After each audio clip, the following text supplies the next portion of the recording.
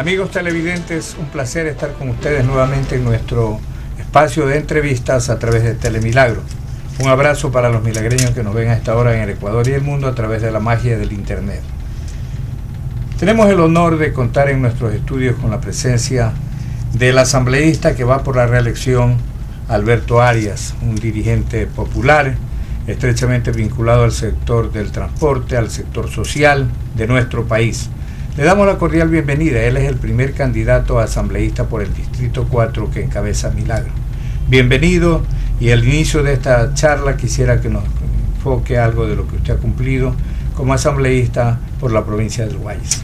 Buenas tardes. Bueno, buenas tardes. Gracias, abogado, por la oportunidad que nos da para poder informar al pueblo.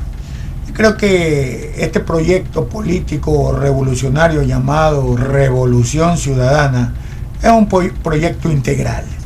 56 leyes en el transcurso del 2003 hasta ahora se han aprobado en la Asamblea Nacional, donde el bloque de Alianza País ha trabajado, socializado el tema con los ciudadanos y ciudadanas para beneficio de esa gran mayoría que en los gobiernos anteriores estaban invisibilizados.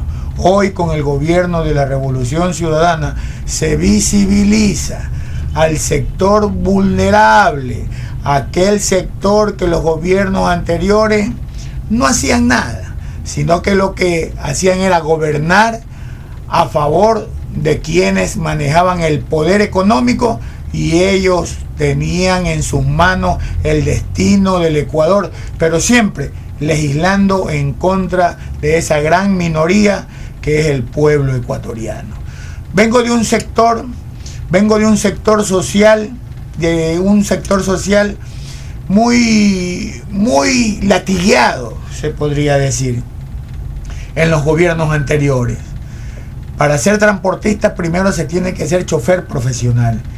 El chofer profesional luego se convierte en un transportista en cualquiera de sus modalidades de transporte. Oiga, abogado, este gobierno de la Revolución Ciudadana, lo primero que comenzó es a visibilizar a ese sector. Recordemos muy claramente, este gobierno comienza a llamar al sector del transporte y lo primero que le dice: necesitamos revisar cómo están ustedes. Y lo primero que el sector del transporte dice: bueno, necesitamos revisar el tema tarifario. Gobierno nacional, muy sensible en el tema, dice: vamos revisando, pero vamos compensando, porque el pueblo no necesita que haya un incremento de tarifa por el momento. Y se comenzó a hacer revisiones técnicas, ¿no? Y bajo las revisiones técnicas se comenzó a visualizar cuál es el mecanismo para poder resolver, paliar en cierta forma el problema del transporte en toda su modalidad. Y se generaron subsidios y compensaciones. Imagínense que el sector del transporte comienza a tener un mecanismo para, por medio de la corporación financiera, poder renovar el parque automotor. Oiga, en la historia del Ecuador, en el sector del transporte, nunca ha habido un mecanismo que un gobierno le tienda la mano a este sector para poder renovar el parque automotor con el plan Renova. Los certificados que entregaban en el momento de que tú tenías un vehículo y lo chatarrizabas y te daban un certificado, que ese certificado oscilaba entre 9.000 hasta 19.000 dólares. Ese certificado te servía para tú darle entrada y corporación financiera te daba línea de crédito, pero abogado, línea de crédito con una tasa del 9 hasta el 11%, pues.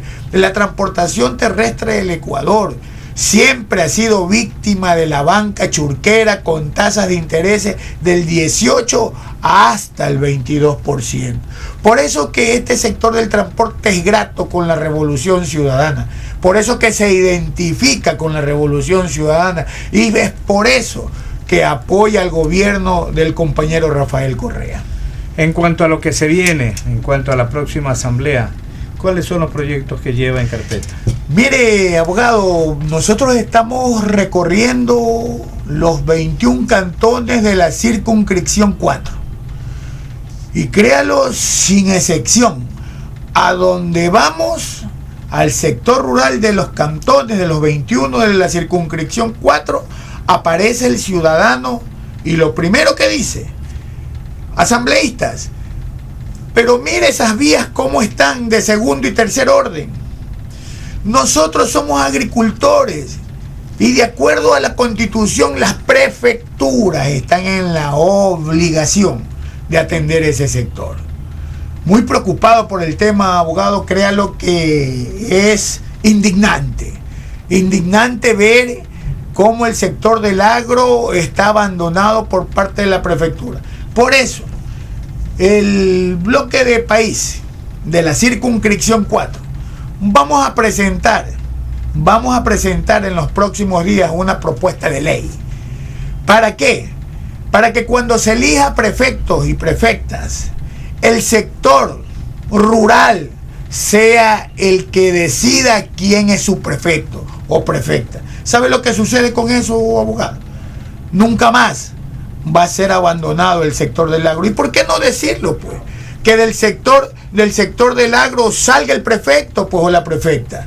Gente que conoce la necesidad de esos sectores está abandonado. Oiga, en un sillón muy cómodo se encuentra el prefecto de la provincia del Guayas, donde se dedica a hacer todo menos a servir ese sector del agro. El 7% calculamos, o puede llegar al 10%, que es atendido a las vías de segundo y tercer orden. El agricultor, la gente que trabaja de 5 de la mañana a 4 de la tarde, jornadas extensas, no tienen cómo sacar los productos, pues. Los vehículos no pueden ni llegar. Pero ¿qué es que pasa en esta provincia? Necesitamos, y por eso vamos a exigir, y aparte de eso, se van a formar veedurías ciudadanas para revisar el trabajo que viene desarrollando el prefecto de la provincia del Guayas. Aquí o trabaja. Por ahí me salió como más o menos unas 7 asociaciones en una reunión que tuvimos, y salió un dirigente de una asociación y ¿sabe lo que me dijo, querido abogado? Compañero Arias, nosotros estamos cansados de la prefectura del Guayas. Estamos organizándonos porque queremos llegar al extremo de pedirle la revocatoria del mandato. Porque nosotros los elegimos, créalo, compañero Arias. Soy sincero de decir, nosotros le dimos el voto, pero nos arrepentimos 1000 veces porque no llega la obra al sector nuestro donde estamos nosotros bien abandonados. Y de paso, dicho sea de paso, son 180 millones el presupuesto del gobierno provincial. 180 millones en nuestras carreteras destruidas. Imagínense, y si nosotros hacemos una evaluación, pero nos llena de satisfacción nosotros estar recorriendo estos 21 cantones con sus recintos. ¿Sabe por qué? Palpar las necesidades. Porque ahí está y tú visualizas, te das cuenta y miras y es verdad. Pues, o sea, no es que te vienen a cuentear, sino que tú visualizas la realidad que está pasando en esos sectores. Hay un proceso al que el prefecto y los prefectos se han opuesto, que es el proceso de regionalización. Ese proceso consta dentro de la Constitución de Montecristi. El presidente Rafael Correa a Milagro lo hizo capital de la sede administrativa de la zona 5, y aquí se ha descentralizado la administración nacional y aquí se hacen los trámites en lo que corresponde a la región 5. Las 5 provincias que corresponde a esta región están con sus oficinas aquí administrativas a la mano en Milagro. Este proceso debe completarse y eso le quita de alguna manera facultades a los prefectos y empodera más a los cantones.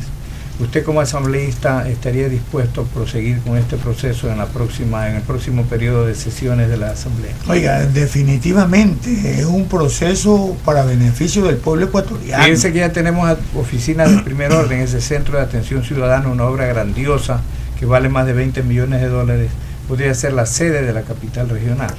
Es una obra monumental lo que se está construyendo aquí en Milagro, y créanlo, que vamos a descentralizar muchas cosas. Y por eso ya es ley. Está un poquito demorado, como usted lo dice. Claro, a algunos prefectos no les interesa, pues, ni les gusta. ¿Por qué? Porque les afecta. Pero esta revolución ciudadana siempre va a pensar en el bienestar del pueblo. del ecuatoriano. Y yo creo que Milagro se merece eso y muchas cosas más. Nosotros vamos a estar vigilantes de que esto no camine, sino que corra, porque esto va a beneficiar al Ecuador entero. Bien, muchísimas gracias. Para despedirnos, sus palabras finales, su mensaje a la ciudadanía de Milagro.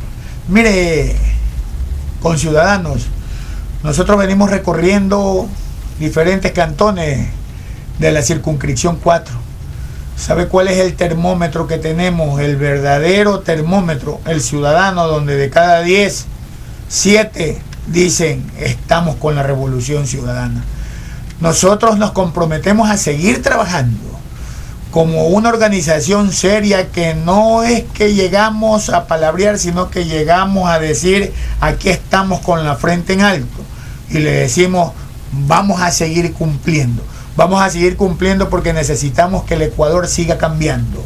Nuestra carta de presentación, la década ganada al frente de nuestro compañero Rafael Correa Delgado. Esta vez, con Lenín Moreno y Jorge Glass, vamos el 19 de febrero a rayar todito 35. Con Ciudadanos no te vamos a defraudar. Palabra de revolucionarios. Muy bien, muchísimas gracias. Inmediatamente volvemos con la entrevista a la asambleísta que va también por la reelección, Liu Acuesta, representando al sector campesino. Volvemos en un momento.